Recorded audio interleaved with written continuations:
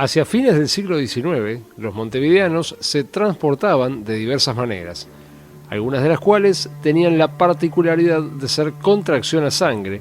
Al interior del país se iba en sendas diligencias. En la ciudad, el transporte colectivo se lleva a cabo con modernos tranvías a caballos.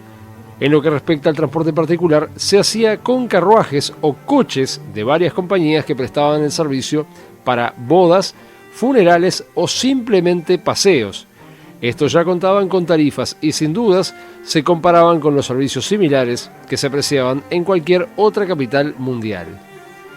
La modernidad y los avances del proceso vivido por la Segunda Revolución Industrial, que comienza alrededor de 1870, nos acerca a nuevos tipos de elementos tecnológicos como serían los ferrocarriles a vapor y el vehículo con motor a combustión. El primer representante de estos automóviles fue el Delin, traído cerca de 1900, ya que no se cuenta con una certeza sobre su llegada por Don Alejo Rosell y Reus. Con el arribo del nuevo artefacto mecánico se inicia una era de avance significativo en la velocidad y capacidad de transporte. Esto sería notado por los propietarios de las sendas empresas de carruajes que realizaban el transporte de pasajeros. Se estima que para 1902 comienzan a circular vehículos automotores que en propiedad de estas empresas realizan diversos servicios que se caracterizan por no ser de corte popular, sino que debido a la novedad, solo las personas más distinguidas de la sociedad podían acceder a él. Tendría que pasar un tiempo para que realmente fuera un transporte del tipo masivo y otra opción tan popular como los tranvías. Para octubre de 1905, la compañía de Montaner y Moratorio inaugura un servicio estrictamente de taxímetros o vehículos automotores de alquiler. Dicha empresa se ubica en la avenida 18 de julio, 1181, entre Río Negro y la actual Julio Herrera y Oves, sitio donde hoy se encuentra la Plaza Fabini. La misma contaba con 8 vehículos de origen europeo.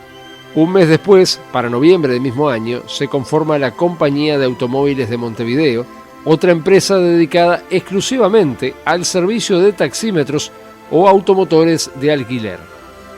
A la vez que más empresas adquirían automóviles para realizar un servicio de autotaxímetro, sus conductores, nombrados como chofer, comenzaban a organizarse desde el punto de vista corporativo para defender sus intereses. Cabe destacar que esta fue una época muy efervescente en ideologías y luchas políticas. Para 1903 se crea la Sociedad de Conductores de Carruajes y Anexos, organización gremial que irá derivando y evolucionando en su forma de organización hasta la actual SUAT.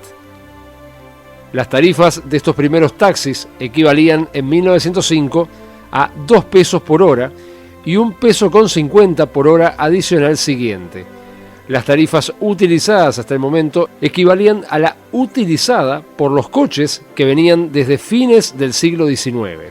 El sistema se sigue consolidando teniendo como representante a empresas como Montaner y Moratorio, Compañía de Automóviles de Montevideo, Enrique Real de Azúa y Compañía, Autopalas, Felipe Sico e Hijo, Compañía Nacional de Miramonte, Delay, Automóviles Jockey Club Causi, Expreso Positos, Coches Saturno. Sin dudas, esta es una cantidad mínima a comparar con los permisarios que se iban sumando con el correr de los meses y años, en esa época de progreso y avance, en un nuevo sistema de transporte que iba conquistando la ciudad. La creación del taxímetro moderno ocurre en 1891, cuando el inventor alemán Wilhelm Brunn patenta un aparato que tenía la capacidad de medir la distancia recorrida con el tiempo utilizado y de esta forma pagar el coste del viaje. Su empresa, fundada en 1897, la Internationale Taximeter, sería de gran éxito y reconocida en la construcción de estos aparatos, que en un principio serían instalados en diversos coches a caballos, como podemos ver en la foto a continuación. Tal así fue su influencia que la palabra taxímetro daría nombre al servicio con vehículos de motor a combustión que luego vendrían. En Uruguay se estima que para 1922, hace unos 100 años, se instalan los aparatos taxímetro, propiamente dichos, en los automóviles que realizaban el servicio de transporte de pasajeros. Con el nuevo instrumento instalado en las unidades, las tarifas comienzan a tener relación con el funcionamiento del mismo. La publicidad de los taxímetros Delay nos muestra la vinculación directa entre el funcionamiento del coche en distancia y el tiempo parado, como sus suplementos, y en el horario a que corresponde dicho precio. El tiempo transcurre y se llega al periodo entre guerras y al fin de la bonanza de los años locos. En Uruguay, la crisis del año 29 no tiene efectos inmediatos, pero de todas formas se hace sentir en la economía. Frente a esto, y con gran vigor, los permisarios del sistema de taxímetros fundan un 6 de agosto de 1931 el Centro de Propietarios de Automóviles con Taxímetro del Uruguay, la cual comienza sus actividades en un local en la Ciudad Vieja. Sin dudas, es el primer gran hito en la defensa de los propietarios de un sistema que ya estaba consolidado en la ciudad. Según datos de la web especializada Taxi Libre, el número de permisos para el año 1931 es de 450, con variados modelos de automóviles. Ya en esta época y desde 1910, los coches norteamericanos comenzaban a entrar a cumplir sus tareas como taxi. La década transcurre llegando el fatídico año 1939, cuando los clarines de la guerra vuelven a sonar en la vieja Europa. Esto, además de las horribles pérdidas humanas, trajo una serie de limitaciones en lo que respecta al caucho, el combustible y las naturales piezas mecánicas necesarias para que los taxímetros y autobuses siguieran funcionando. En ese marco de racionamiento y de búsqueda de soluciones, se propone la incorporación de taxis colectivos, así que en septiembre de 1945 se inauguran los mismos, todos partiendo desde Plaza Independencia y con destinos a Pocitos, La Unión, Brazo Oriental y Belvedere, en total 8 líneas. Estas se agrupan en la Cotaxco, una cooperativa armada para tal fin. Como el sistema era provisorio, para julio de 1946 el mismo desaparecería. A inicios de la década del 50 la cantidad de taxis se estima en unos 1000. Los tipos de vehículos utilizados eran diversos, desde europeos hasta automóviles americanos. El sistema ya estaba consolidado como una alternativa popular. Para 1952 arriba el primer modelo de una marca que sería sinónimo de taxímetros, tanto en Uruguay como en el resto del mundo. El Mercedes-Benz 170D. Es el pionero de una tradición de unión entre la marca de las estrellas de 3 puntas con el mundo del taxi y sus pasajeros que se vieron beneficiados por tan nobles máquinas. A mitad de la década, Montevideo contaba con 1.400 taxis y varias cuestiones ya se hacían sentir en la opinión pública. Para el año 1954 era de primordial atención la necesidad de tener un aumento de tarifas, lo cual era una lucha que tenía alrededor de 15 años y que recién para ese momento se logró. En este contexto, el reclamo sobre la eliminación de la gorra reglamentaria también se comenzó a exigir, obteniendo la supresión de dicho elemento para 1956. En ese año arriba a nuestro puerto el carguero nacional Tacoma, con las primeras 209 unidades de un modelo de taxis que sería un ícono de la ciudad de Montevideo, el Mercedes-Benz Pontón, en su versión 180 diésel e importados por la compañía Ambroise. El total de unidades en una primera instancia sería de al menos 344 coches. Para 1961 arriban los primeros 190D para trabajar de taxis. Este coche fue el que más tiempo circuló, llegando incluso a los años 90 con varios representantes en pleno servicio. La década termina y el sistema sigue creciendo ante la necesidad de taxímetros en la capital. Para 1960 tenemos en la ciudad alrededor de 1.850 permisos de coches en Montevideo. El día 4 de abril de 1960 se funda la Cooperativa Administrativa de Transportes Artigas, conocida como CATA. Este servicio contaría con la característica de ser el primer radiotaxi en Uruguay como en el resto de Sudamérica. Sus unidades serían Peugeot 403 de color negro, con una franja amarilla fina que los atraviesa desde la trompa sobre el techo hasta su baúl. La misma contaba con el número de móvil sobre dicha franja. también contaban como novedad con el indicador de taxi en el techo sobre una barra cromada. Según reza su publicidad, contaban con taxímetro marca Argo T8 y equipos de comunicación Storno. La empresa Maisa, representante exclusiva de la marca Peugeot, anuncia que en junio de 1961 arriban a Montevideo una primera partida de coches modelo 403. Llegado febrero de 1962, en la Intendencia de Montevideo, se presentan las nuevas unidades de la cooperativa ubicada en la calle Propios, esquina Termópilas, por el barrio Cerrito. Sus permisos ascendían a 50. La experiencia de cata fue novedosa, pero no exitosa, y se adjudicaba al funcionamiento de los coches con motor diésel Indenor y su mal rendimiento al fracaso del proyecto que terminó con los primeros radiotaxis sudamericanos allá por el año 1965, cuando se entregan sus permisos. Dejamos la década del 60 y con ella también los multicolores taxis en la ciudad de Montevideo.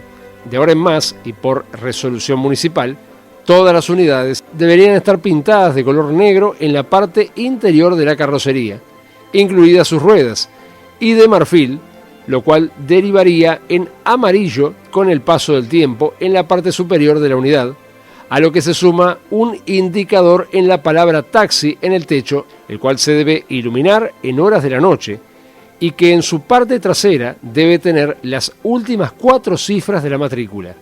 Todo con fondo blanco y letras y números en color negro. Así es que nace el clásico taxi que más reconocemos las generaciones actuales. El plazo máximo para que todos estos coches lucieran esta característica fue el día 16 de diciembre de 1970. Llegamos a la década del 70.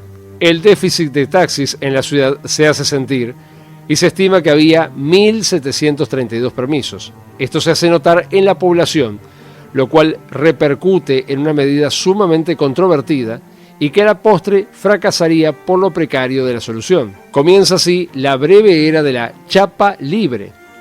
Esta página en la historia del taxi montevideano comenzó en abril de 1970 con el decreto 15.011, que implicaba que se otorgaran matrículas a quienes deseaban realizar el servicio con la condición de tener un vehículo con las características adecuadas.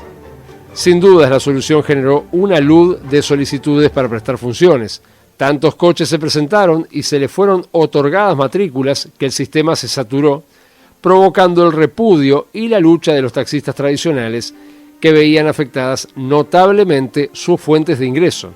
Las diversas propuestas y negociaciones con la Intendencia lograron en un par de años terminar con la supresión del régimen de chapa libre, y para 1974 gran parte de los permisos habían sido entregados y este capítulo en la historia del taxi había sido superado. Los años 80 comenzaban con alrededor de 2.200 permisos en circulación. Llegando a la última década del siglo XX, para 1991, la cantidad de permisos llegaban a 2.449. Ante los frecuentes y graves delitos cometidos contra los conductores, ocurren varios hechos importantes. La incorporación en un principio de la luz azul de emergencia, un mecanismo que se ubica junto al indicador del taxi y puede ser accionado desde el interior del coche en caso de necesidad. A mitad de la década se incorpora la mampara de forma obligatoria en todas las unidades. Para 1995, todos los móviles ya contaban con este implemento que cambiaría para siempre el interior de los coches.